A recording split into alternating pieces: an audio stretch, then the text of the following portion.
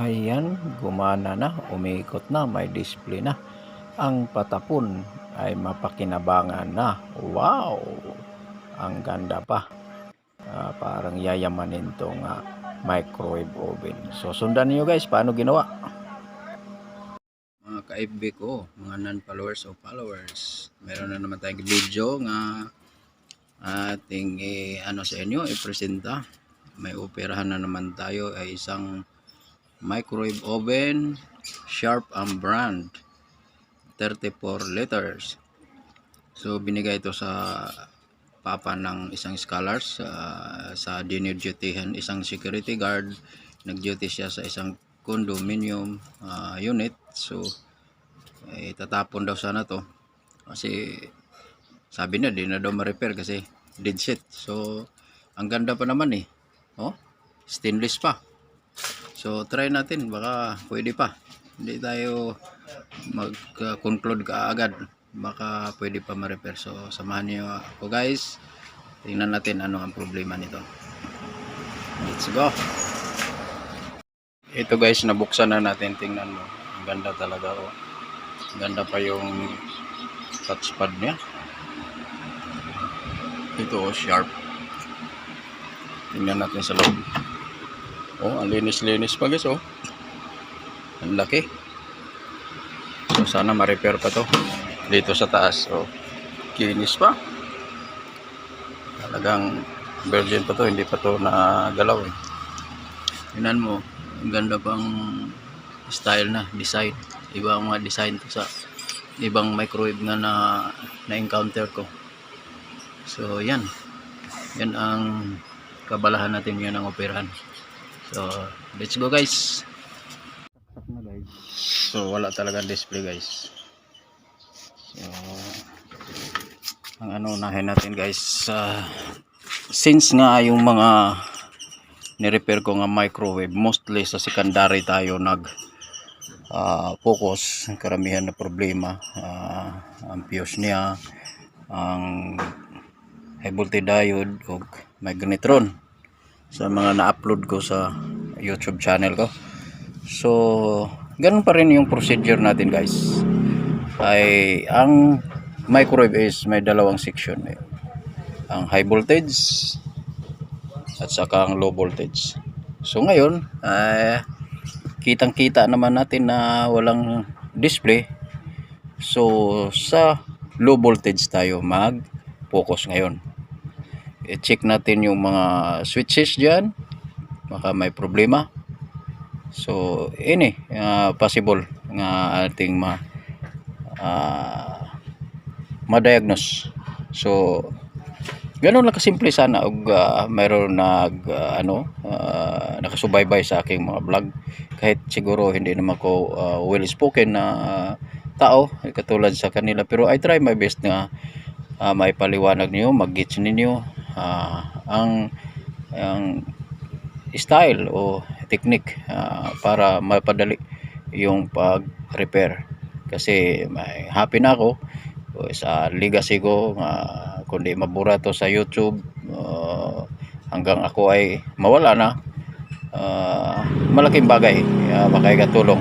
Ako naging happy na rin ako sa mga comments sa YouTube, kahit hindi o mga pakunti lang, hindi masyado marami, hindi katulad sa iba, pero happy na ako, nagpasalamat nga malaking bagay, natuto sila kahit papaano, kahit di nga sila technician, pero nagawa nila yung mga simpleng bagay. So yan lang. So ito ang natin, i-plaster ko muna ang camera ko para maano natin. So once again, sa low voltage tayo mag-focus kasi walang display nga. Ayan walang display. So by the way, muna natin yan.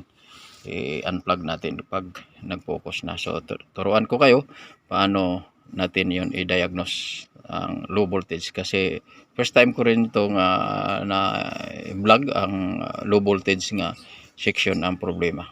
So samahan nyo ako, malaking bagay ito sa inyo. Napakaswerte nyo makita nyo to. So guys, gamit tayo ng multi-tester. Napaka-cute. Ito lang ma-upload natin. Paano ka na? Pa-off. Doon tayo sa buzzer guys. para mag-ano tayo sa continuity o nakapasok ba kasi walang kuryente. So hindi naman natin to sabihin nga i-conclude natin na dito talaga sa circuito ang problema. Baka dito sa mga fuse ang mga problema o may wire nga putol. So lahat ng posibilidad ay ating titingnan. So una, kasi nandito tayo sa input, nandito ang plug. So may fuse dito. Tingnan natin og mayroong buzzer. So mayroon siyang buzzer. Tingnan natin og okay ba ang fuse. So okay ang fuse. So ngayon, kasi okay ang fuse, step by step natin, sundan natin. Ito ay pula. So dito ang kapares niya, line 1, line 2, puti. So ang pula muna ang hanapin natin. So paano natin ito to para matutukan. So pula ang hanapin natin. So ang pula pa ay patakbo dito. Ganun lang kasimple guys. Yun lang yung sundan niyo. Ang pula ay patakbo dito. Kitang-kita naman, mabisible naman sa mata niyo. So papunta dito hanggang paakyat. So dito may thermal test. So ipakita ko kaano ang forma ng thermal test. Yan ang ginagamit sa mga heating instrument o kahit sa mga rice cooker, mga oven toaster o ini nga mayroon na heat sa mga air fryer. So iron, electric iron na mayroong steam, ginagamit na rin yan. So di na nyo yan baguhan kung makita kayo dyan ay yan ay tawag na thermal test. Kung mag-ano yan ay normally close yan. Kung mag sobrang init yung ano niya ay maging open siya. So parang fuse na rin pero ang nakaganda lang pag lamig bumalik na naman siya sa normal niya, normally close. So ayan, makita ninyo diyan. Sige lang guys, mapaliwanag ko talaga sa inyo to guys nga maigi. So meron na tayo, ilagay natin isang test prod dito. So isa dito sa thermal test. So mayroong continuity. So ilagay natin sa kabilang terminal kung normally close ba. Sabi ko sa inyo kung normally close. So meron. So balikan natin. Ang kulay na ay itim, sundan mo pa rin. Balik dito. Dito na pababa. So dito siya napunta. Dito sa input ng board ng itong display. So di papunta na tayo sa board. So ito sa tingnan. Ano? Yan sa board. So dito papunta dito sa board yan. So itingnan natin og connected pa rin siya. So mayroon pa rin. Buzzer pa rin. So nakapunta ang ano dito, electricity nandito sa isang linya. So ang ano na naman natin. So ang puti na naman. So makita tayo puti dito natin. Suksok lang natin yan. Ang puti, isuksok natin ang puti. Yan na kasi puti o pula. So puti na naman. So sundan na naman natin. Dito papunta dito, papunta. Tingnan natin maigi. Yan. Paakyat siya. Dito, ito to. Akyat na naman siya. So wala ibang puti, dito papunta siya. Another thermal test na naman. So mayroon siya dito banda sa magnetron. Siguro kung sobrang init dito banda, mag-off din siya. Kasi dito sa banda, compartment to. So dito na naman tayo ng thermal test niya. So both line niya, line 1, line 2, mayroon thermal test. So grabe ang protection. So tingnan natin. So nga, nakapunta dito sa input ng thermal test. So punta tayo dito. Mayroon. So mayroon siya, okay ang thermal test, normally close. So pupunta tayo dito. At na naman pababa. So doon. So automatic ang abay dito sa black naging puti ito. Wow. 'Di ba? Normally close.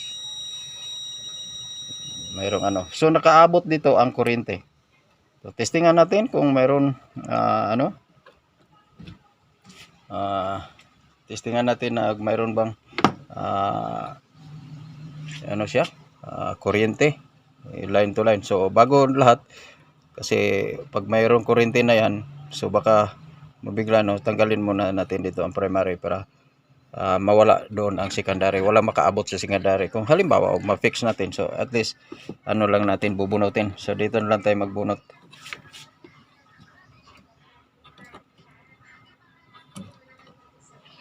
I-push lang to kasi may ano yan. May lock kasi yan mga sikreto mga ganito. May lock yan. O ganito walang problema to kasi ano to yan. So yan, ilagay natin tong isa dito. Testingan natin og may input nga AC ha. So ilagay, set natin sa AC. Tingnan nyo maigi para mayroon kayong idea. Maggalaw lang ang camera ko, pasensya po. So lagay natin sa auto, EDC, AC. O yan, AC yan. Hindi makita nyo, mas maganda ganon. So siyempre i-on natin uli.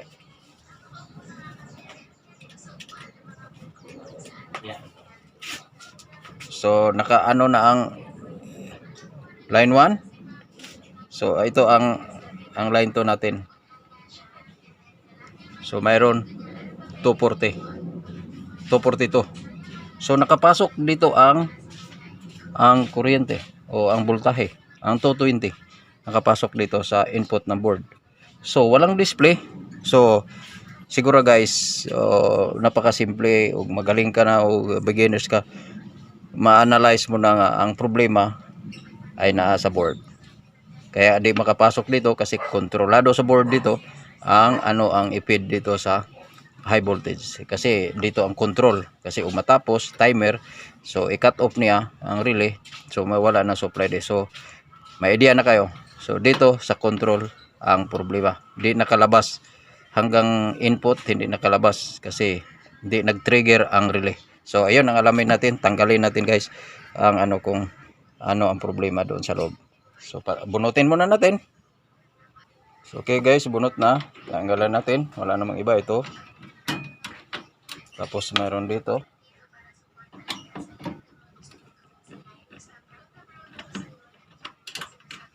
Tapos slide lang to guys. Tanggalin natin. Si slide to pataas. Ganun na. Tanggal na guys. So ganun lang pagtanggal. So dahil nga pati ang tanggalin natin yung screw sa board. Ilabas natin ang board para malaman natin, matest natin bakit hindi naka produce ng 12 volts, di nag-trigger ang relay, walang display ang display. Kaya siguro sinabi na di na ma-repair kasi board nga. Sana ilang diagnose naman nila yon. So try ko rin nga tingnan natin benefits of the doubt na baka pwede pa. Para sa akin hindi naman ako surrender hindi ko pa rin nakita, hindi ko pa rin nasubok. Siguro sila yun ang nila analysis. So natanggal na natin ang board guys. Yan. So ibalik lang natin.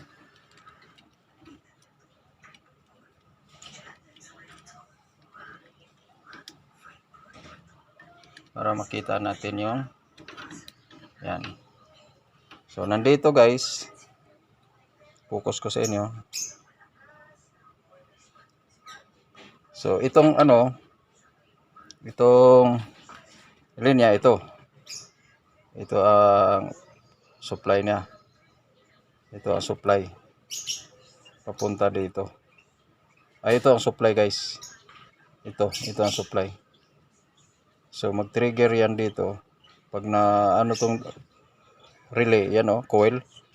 Pag na-trigger yan ng 12 volts, siyempre mag-on to. So may supply dito, AC. So lalabas siya doon papunta.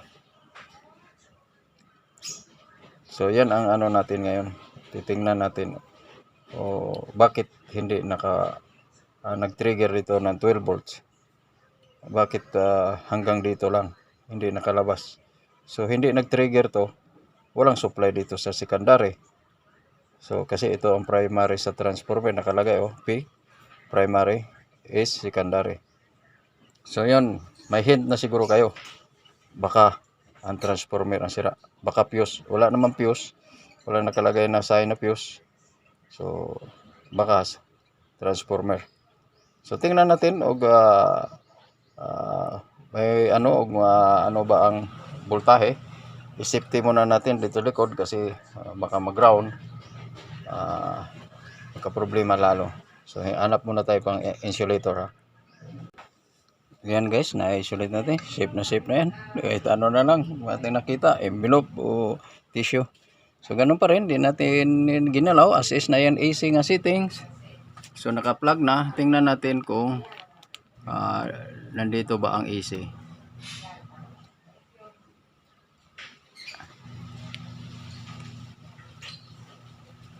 Wala.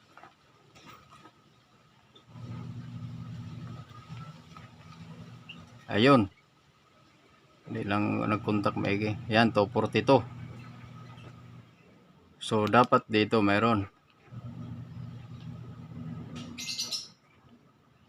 Hindi lang yata contact ha.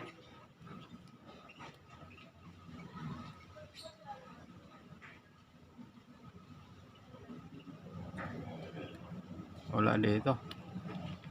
So, ang problema, bakit may fuse to? Hindi nakaabot dito eh.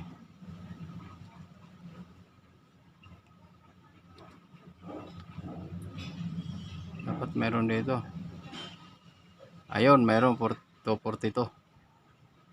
So di lang talaga contact kasi bago pa ang ano niya. O luma na ba. So may 242 dito sa primary. So dapat dito sa secondary meron. So 0 volts talaga. 0 volts. Kahit ano wala. 0 volts. So may hint na kayo guys kung ano ang problema. Kasi walang secondary. So yun ang ano natin ngayon. I-continuity test natin ang transformer. Okay guys, na-unplug na. Set natin sa continuity. Nabulol na naman. O may buzzer ba? Ayun, may buzzer. Tingnan natin. Dito, may buzzer pa galing sa line 1. Hindi talaga mag-contact maigi oh. Yung nakaabot dito eh. Parang ano, tutukan natin para ano talaga yung kung mayroon bang continuity eh. Oh, di nga siya magano. Wala siyang ano eh. Contact eh. Ayun. So dito mayroon. So dito wala talaga guys. So confirm na guys ay ang primary niya walang continuity. So sunog. Pero may mga technique ngayon ang mga ano guys, ang mga gumawa nito, mayroong fuse to. Malamang ito may fuse to. Tingnan natin og may ano siya. May reading. Kung may reading may fuse yan. Pero wala tayo eh. Palitan talaga natin. Walang reading so wala tong fuse guys. Pero ano natin, hinangin natin kasi nagduda ako. Walang contact. Guys, tinanggal ko na lang guys ang transformer para sigurado natin magsubukan eh.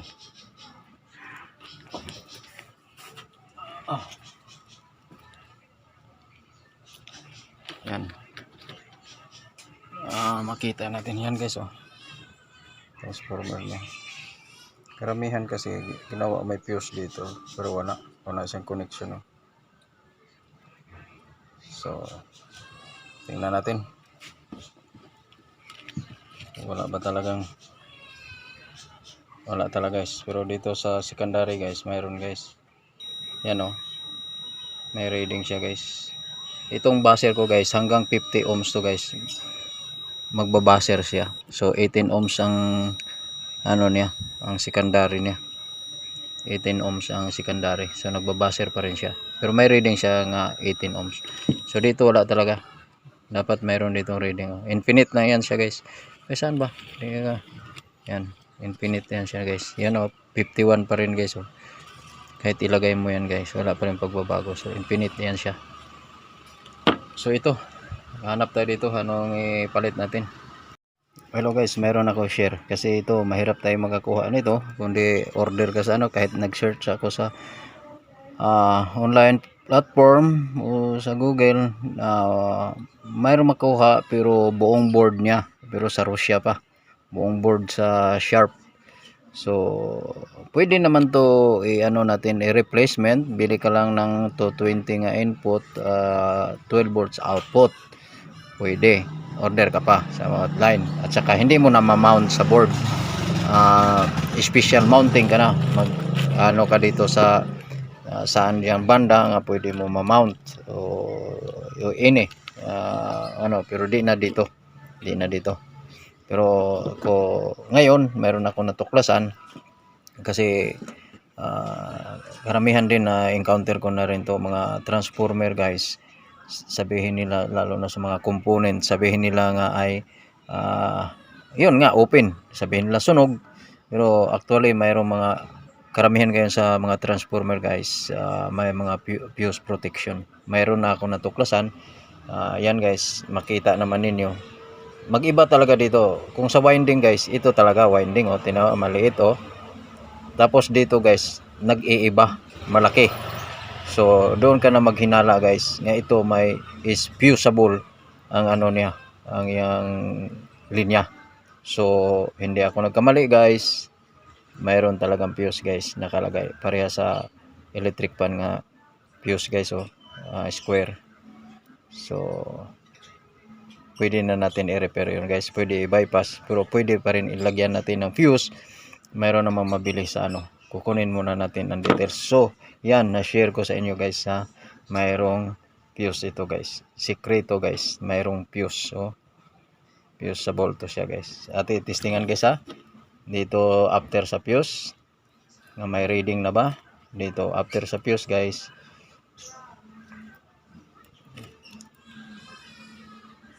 After sa fuse, ayan guys, ha, yan after sa fuse, yan may reading siya guys nga 2 kilo ohms, 2.9, almost 3 kilo ohms. Saka sa mga ganitong ano guys, mga maliit na winding, ganun talaga maglaro sa 3 kilo ohms yan, katulad na sa mga ano guys, mga magnetic coil. Meron ditong marit, para saan kaya to, bakit may nalaglag dito, dito siya yan. So yun guys, yun ang sikreto guys, mayroong fuseable to guys, fuse. So tuwa tayo, pwede natin i-bypass at pwede natin palitan. So yan guys.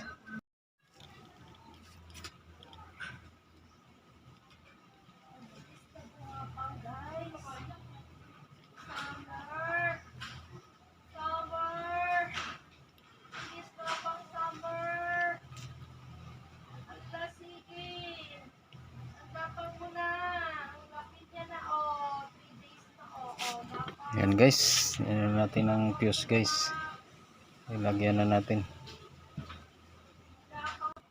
Yan guys, check natin continuity. Okay na, may 2.9 na, so ayos na. So balik na ito natin guys, subukan natin.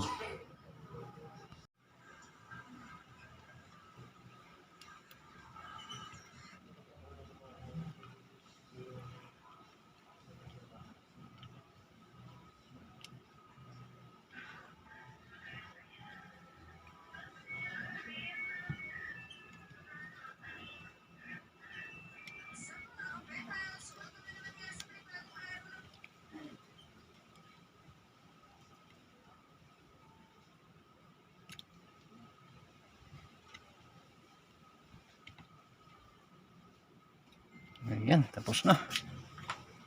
Subukan na natin.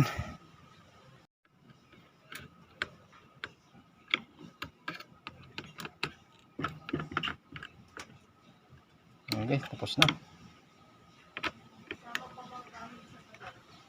guys, na lagay na natin yung transformer, yung nakita ninyo. Pinalitan natin yung fuse, mabuti nga may fuse, fuseable yun. So yan, sikreto din yan. Nakapanood dito, kuha kayo ng idea sa mga transformer nga sabihin nila nga ay sunog o open, i-rewind. Mayroon pa mga pamaraan baka fuseable yun, kasi mostly ginagamit ngayon sa mga China ganun ay fuseable na. So yan, we are lucky nga may fuse, hindi natin maghanap na original. So moment of truth na. So yan, na-install natin, isaksak natin guys. Oh yan, umilaw guys, umilaw. So ipasok natin yan. So automatic talaga mag-close yan. So may display na guys, i-clear natin. So mag-set tayo na, ay saka na guys, kailangan guys tip lang, by the way, sabihin na huwag pala maglagay, huwag mag-on ng microwave kung hindi walang laman, kasi masisira ang magnetron. So lagyan natin ng tubig guys, mainit pa yan. So ayan, mag-set tayo 30 seconds guys, 30 seconds. Ayan, yun, moment of truth guys. Sana gumagana to. So start natin guys. Wow, nag-start guys. Ala, ano kaya ito? Mainit ka to. Tingnan natin na 30 seconds guys. 15 for 13 12 11 10. Mamatay lang yan siya ngayon. Mag-init ba? Tingnan natin, mag-init. Yun, end na, end. Clear natin. Sana mainit. Sure guys, init talaga ang baso, init. So pag init ang baso, init din yan ang ano. Init ang ano guys. So successful tayo guys. Tingnan mo, tinapon na to guys. Hindi mo lang akalain. Sabi nila pakahoyan lang daw, sabi ni bro. So thank you bro, binigyan mo ako dito. Ang ano pa to, ang ganda. Mamulds pa, og sa Bisaya, mimis oh. So yan guys, thank you for watching guys. To God be the glory. Sana may nakuhaan kayo ng idea dito.